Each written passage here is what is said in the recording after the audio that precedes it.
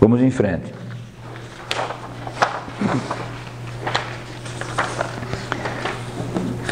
Conhecendo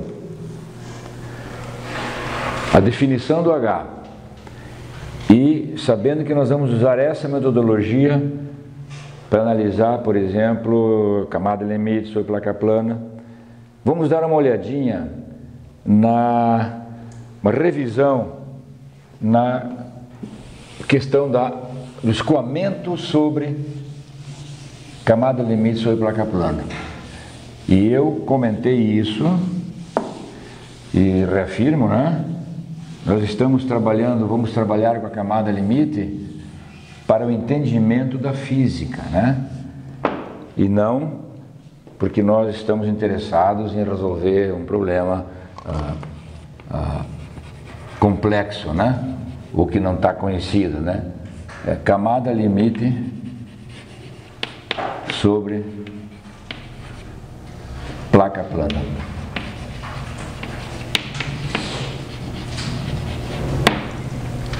Camada limite sobre placa plana.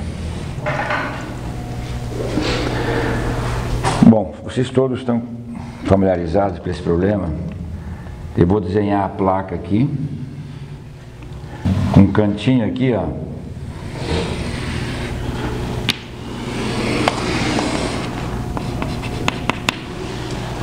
Apenas para, isso aqui simboliza que a placa não afeta o escoamento acima dela. Que o escoamento que está vindo aqui, com U infinito e T infinito, só enxerga, só sente a placa na hora que chegou na placa.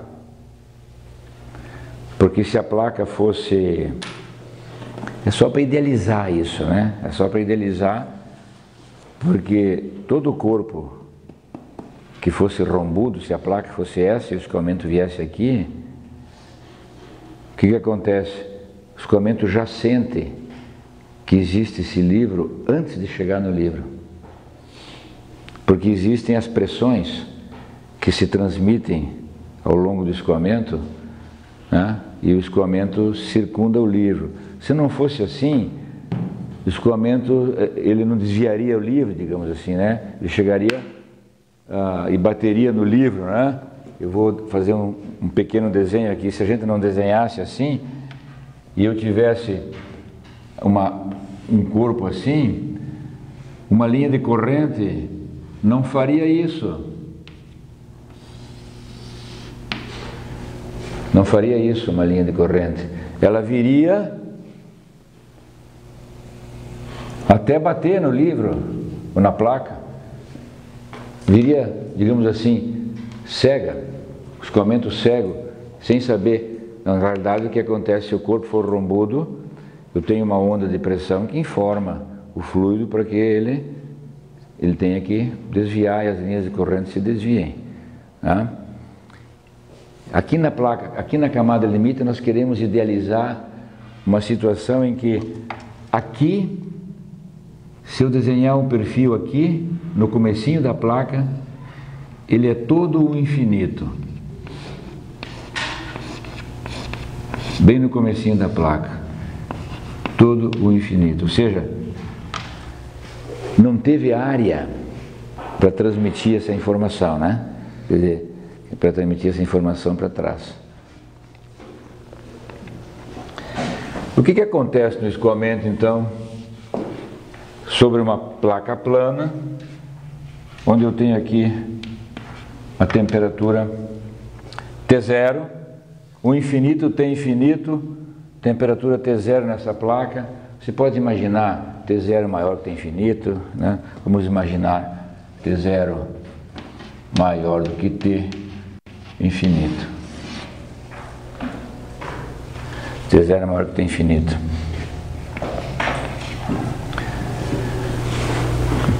Do conhecimento que vocês têm da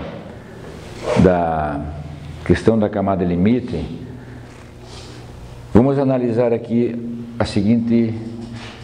da seguinte forma.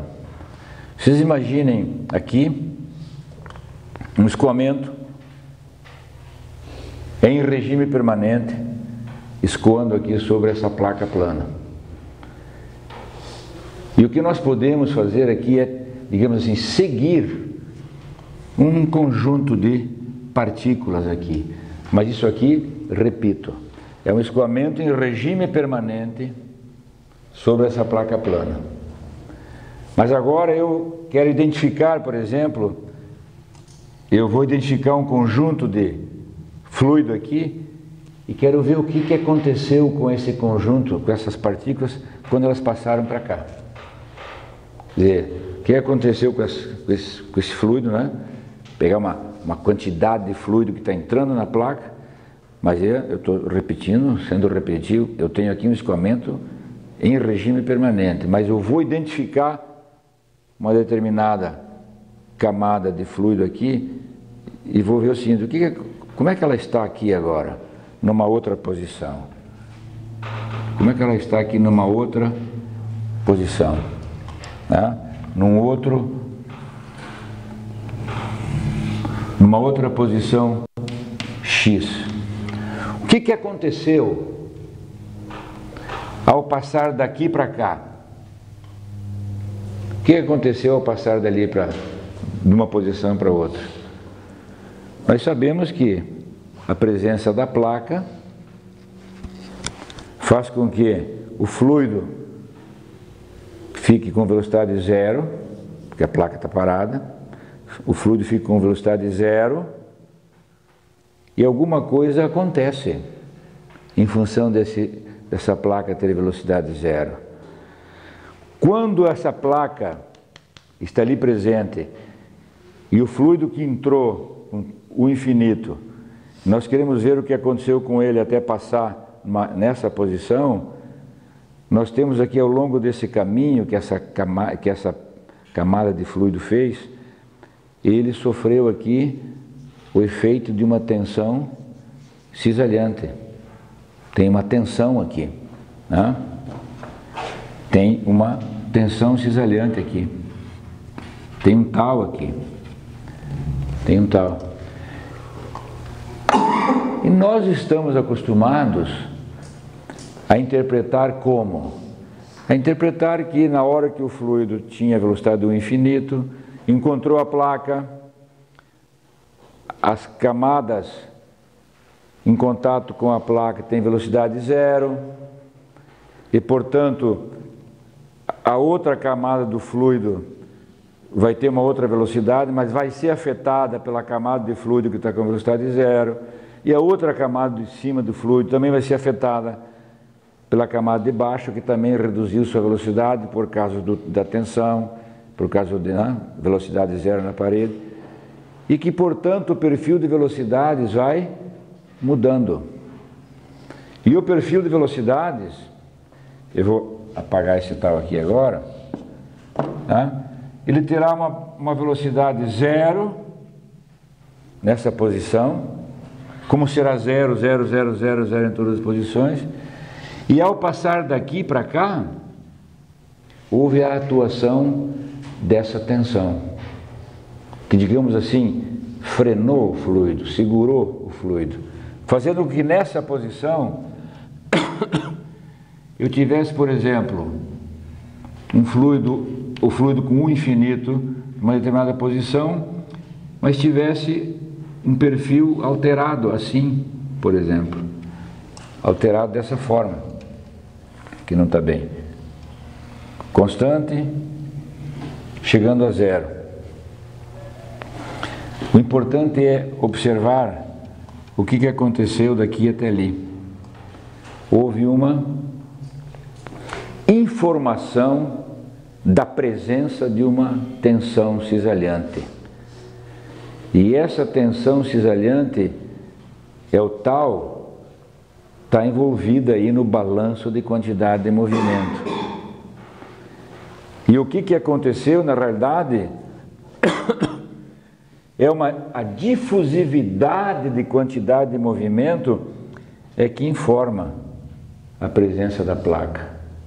A difusividade de quantidade de movimento. Eu já antecipo aqui, talvez tivesse que começar talvez pela temperatura, podia ser melhor, nunca fiz assim, mas Imagine que agora vocês pensem na transferência de calor. Um fluido vindo com a temperatura T infinito mais baixa do que T0, encontra a placa com temperatura T0, o que acontece? Existe um fluxo de calor que vai mudar o perfil de temperaturas. Agora, nós temos aqui um processo absolutamente semelhante.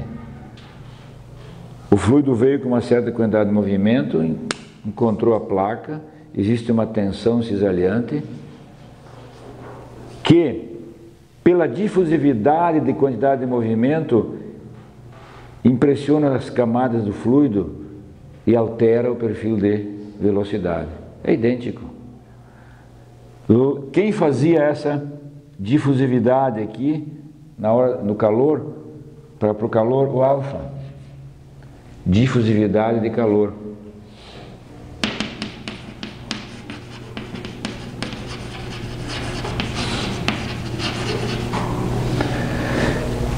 Qual é o ente que informa da presença da placa e da mudança do perfil de velocidades? Claro, você já poderia me responder de cara, a viscosidade, mas não é a viscosidade absoluta. É a tal chamada viscosidade cinemática, que é muito mais lógico chamar de difusividade de quantidade de movimento. Unir difusividade de quantidade de movimento. É a difusividade de quantidade de movimento. E quem é a difusividade de quantidade de movimento? É o μ sobre ρ, que é igual ao Ni. Quem é a difusividade de calor? K sobre ρCp. Isso é alfa. Então, nesses dois processos, quem são equivalentes é o μ e o K. O que está aqui embaixo? O que é ρCp na energia? É uma capacidade. Capacidade térmica, né? ρCp é uma capacidade térmica. Rho, sozinho aqui, Rho é uma capacidade de quantidade de movimento. Uma capacidade de quantidade de movimento. Então, a viscosidade absoluta sobre Rho dá o Ni, que é a difusividade de quantidade de movimento. É essa grandeza que interessa para que o perfil de velocidade seja mudado. E eu dou os exemplos agora para vocês o seguinte: como é que poderíamos ter uma situação em que o perfil de velocidade não mudasse, entrasse o infinito na placa e ficasse o infinito sempre? Em que situação isso aconteceria? Sem viscosidade, né? Um fluido invícido. O μ igual a zero. O μ igual a zero. O perfil seria o infinito o tempo todo.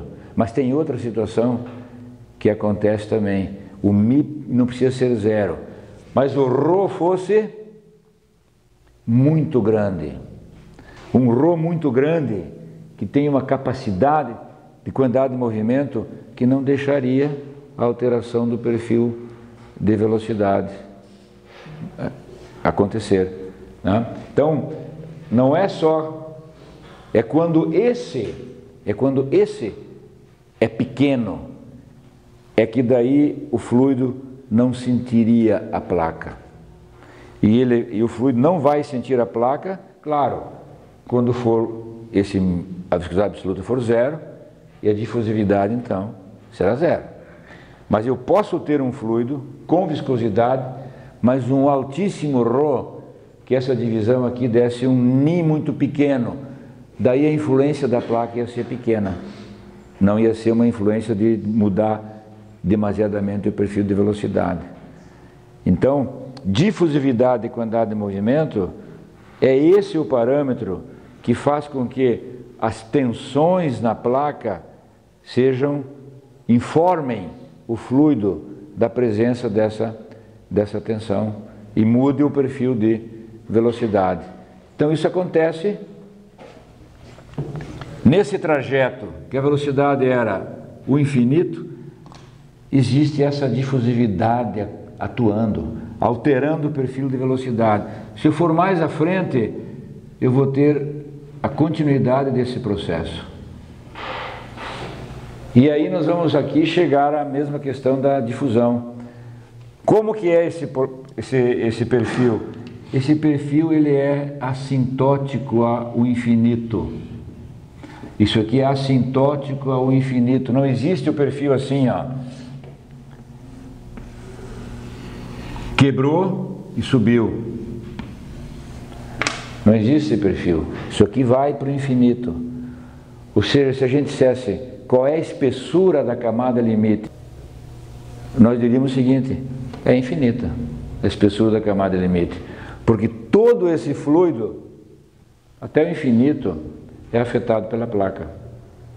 Agora nós podemos definir um critério, que é o que está em tudo quanto é livre, e a gente fica encucado que isso é a penetração. Aqui seria a penetração da informação via difusividade e quantidade de movimento.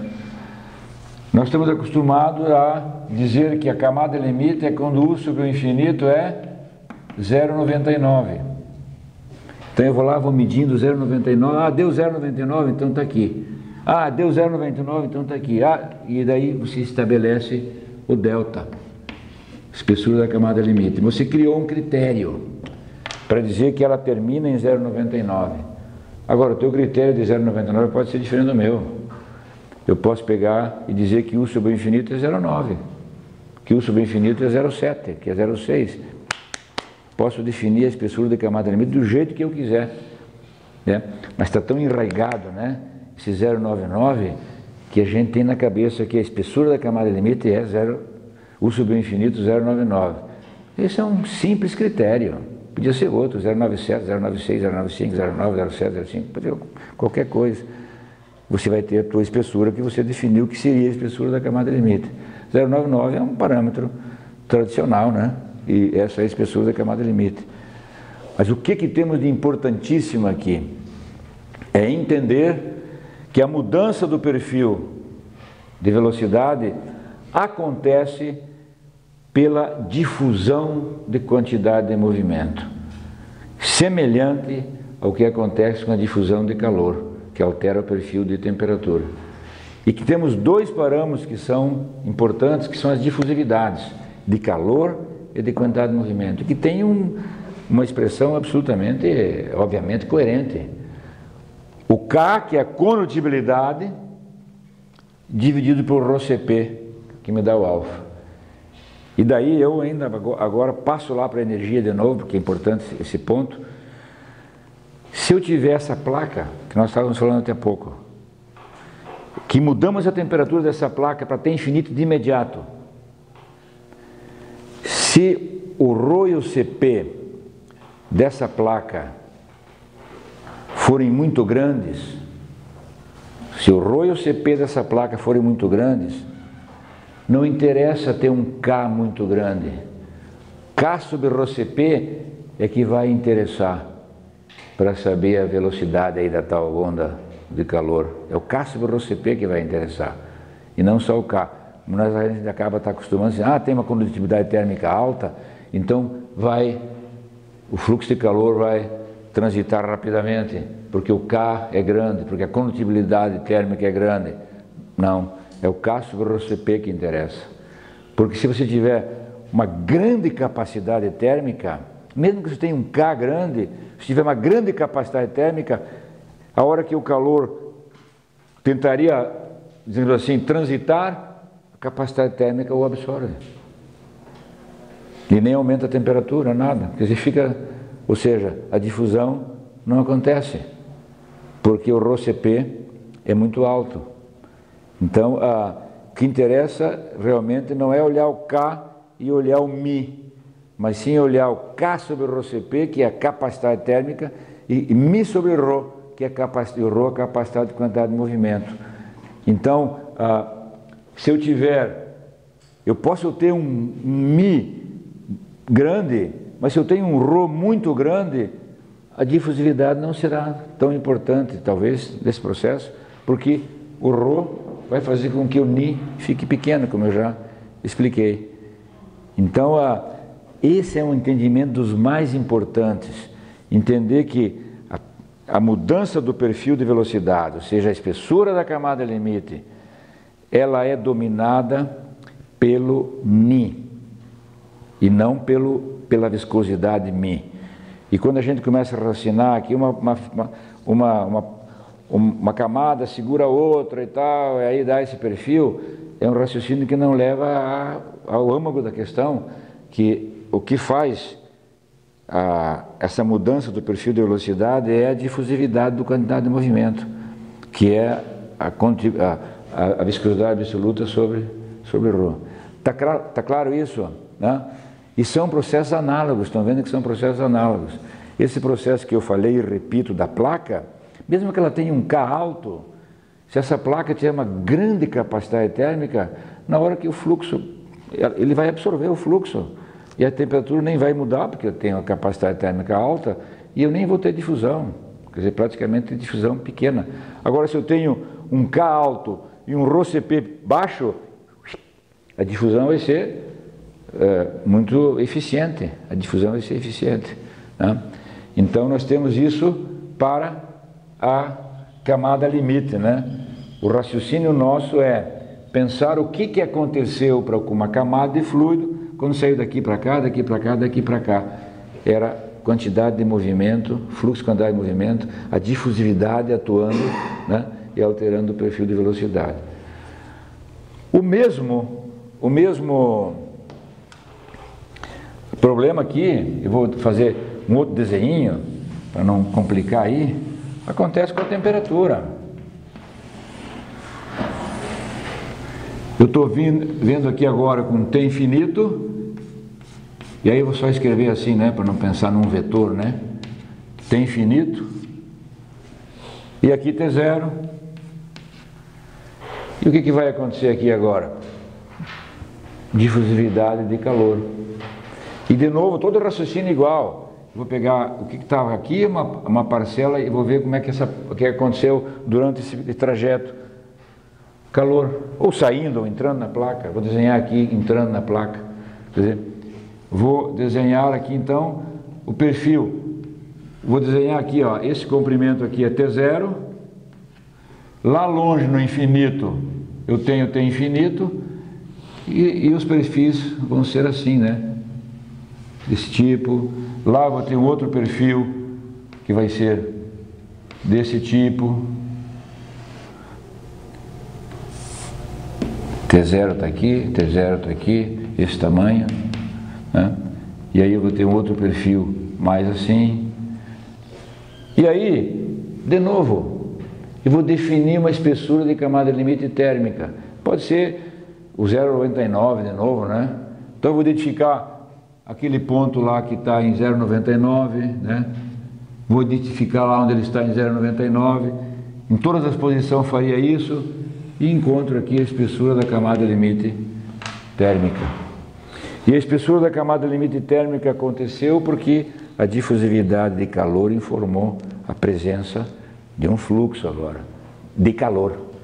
E antes mudou o perfil de velocidade porque a parede tem um tal, e um tal é um fluxo de quantidade de movimento, quer dizer, que impressionou o fluido.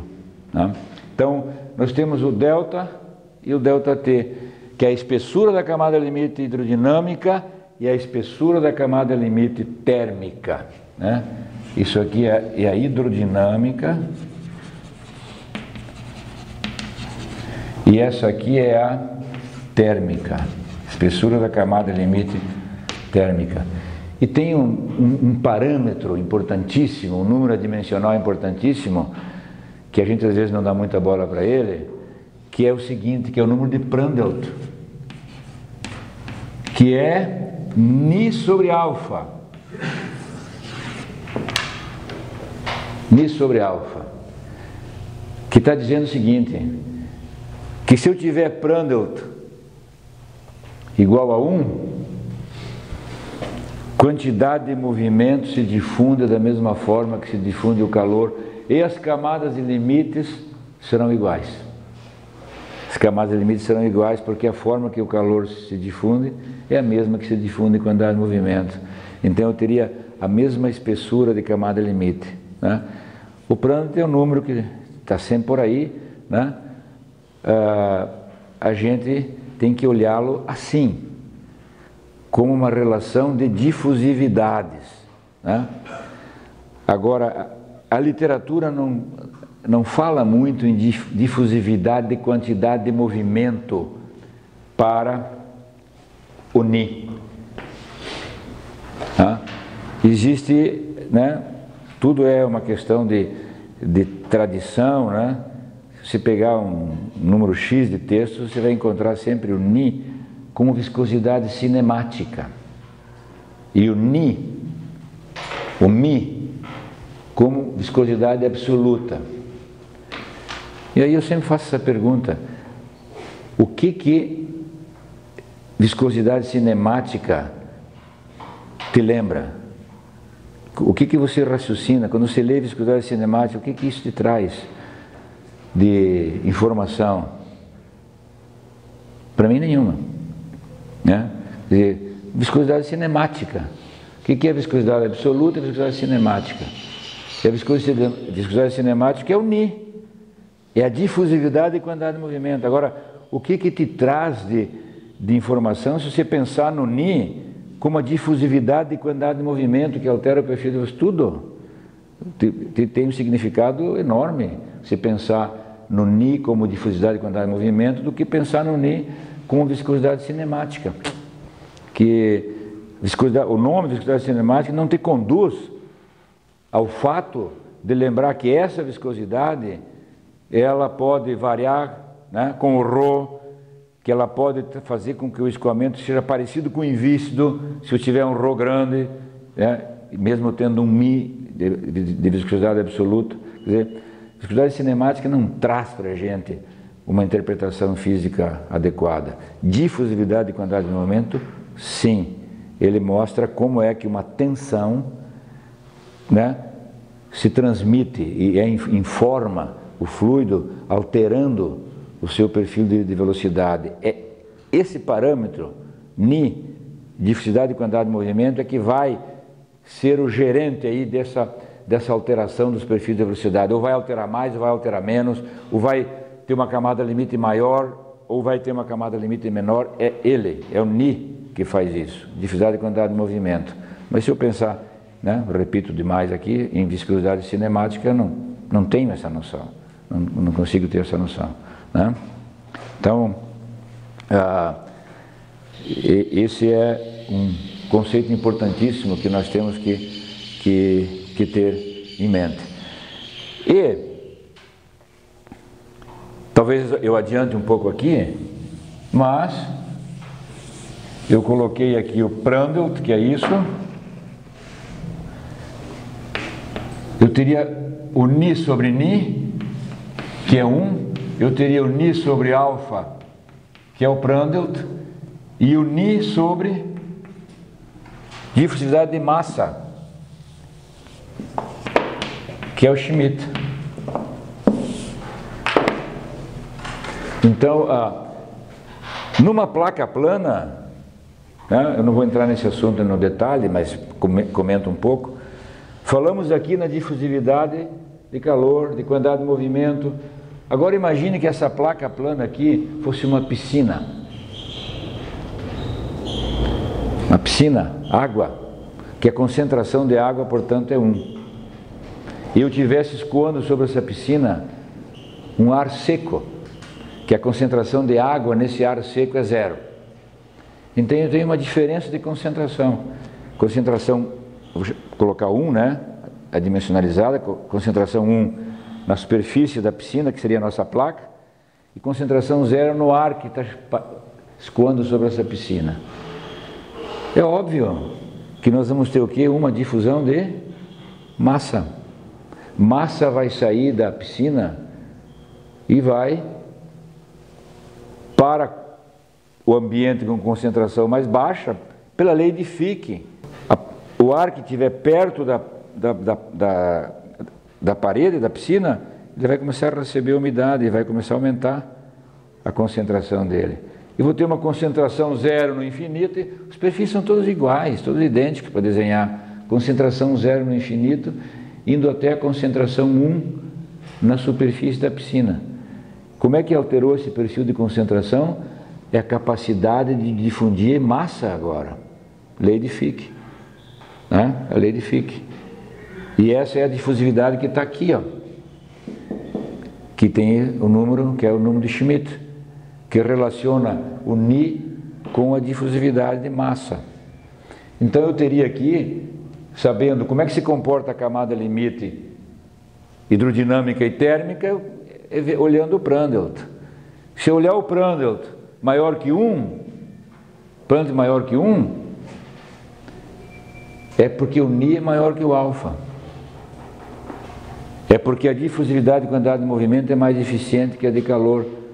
E a camada limite hidrodinâmica será maior do que a camada limite térmica, se o Prandtl for maior que 1.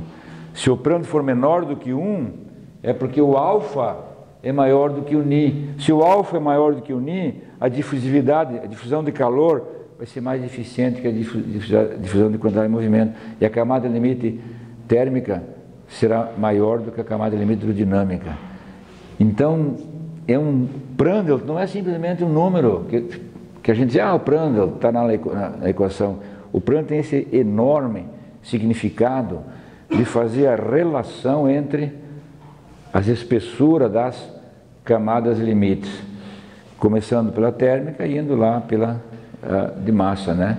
Com o Prandtl e com o Schmidt. E quando o Prandtl é grande, a gente sabe analisar qual é a relação entre as camadas, né? Quando o Prandtl é pequeno, também, né? Então a gente sabe essas coisas todas, né? Olhando esses números, né? Olhando o Prandtl, olhando o Schmidt, com essa noção de olhar as difusividades das quantidades, né? Isso que é importante.